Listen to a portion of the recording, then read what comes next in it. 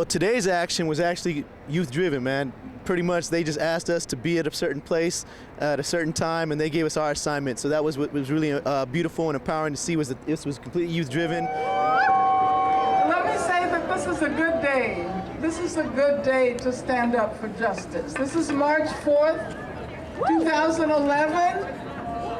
People are marching forth all over the world for justice, equality, and freedom. They are standing up in North Africa, in Egypt, in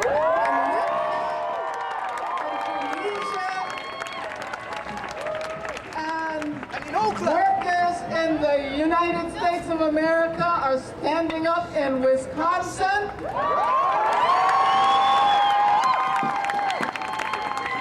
And here in Oakland, we are standing up for justice, for equality, and freedom.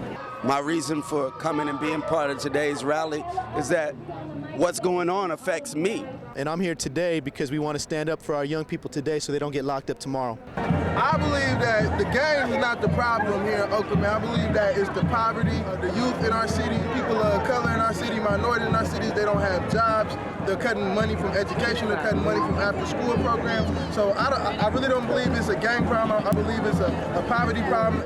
The gang injunctions are a way to try to erase people of color from the communities that are being gentrified. How do you think the injunctions will affect the way that the police do their jobs in parts of Oakland like North Oakland and Fruitvale? I think Oakland police are the biggest gang in Oakland, actually. If anybody want to know about Oakland police, all you gotta do is look up their history, man. Oakland police have a history of brutalizing our community. They have a history of locking people up for no reason. They protect people who are wealthy and own hella stuff, and usually that's not us. Young people of color are being victimized. People are going to be locked in their homes based on what, a police officer decides is right. It's kind of like the way the schools are made. Like, as soon as you step on campus, you feel like a criminal because of the way you have security guards, a bunch of these high-tech cameras, gates.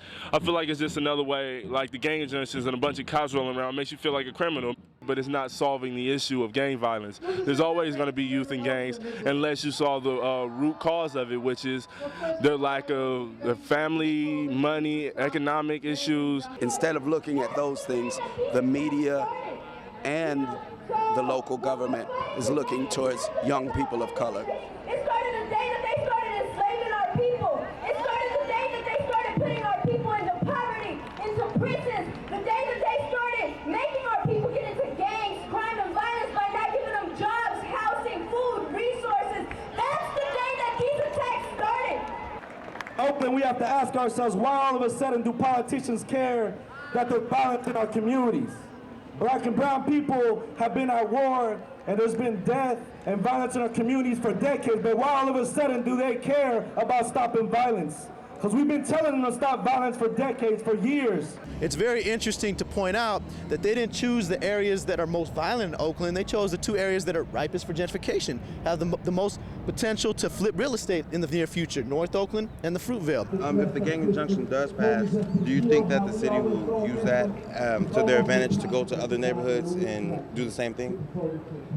Well, this is actually a serious issue.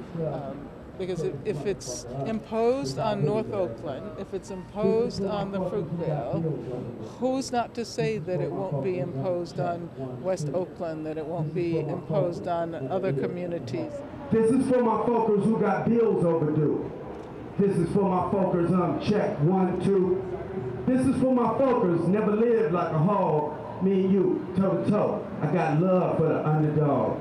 If police are empowered with the ability to check people's ID and find out whether they should be in after 10 or not, they'll be checking everyone's ID. So people under 18 will definitely be targeted, and they'll be definitely harassed. They're going to be quicker towards criminalization of youth, quicker to put the handcuffs on, quicker to assume you're doing something illegal, and they'll have a gang injunction legal infrastructure to justify that aggression. What do you feel is the best way to go about this situation if you're a youth of color? join an organization. Like eBayC, like what you guys are doing here today at Streetside Productions, Eastside Arts Alliance, Youth Together, APAL, or programs that are used to empower young people, elevate the youth voice and power. I think it's up to us to build the kinds of movements that will empower people to stand up and demand education instead of incarceration, demand jobs and affordable housing and health care and mental health care. This is what we need in the 21st century.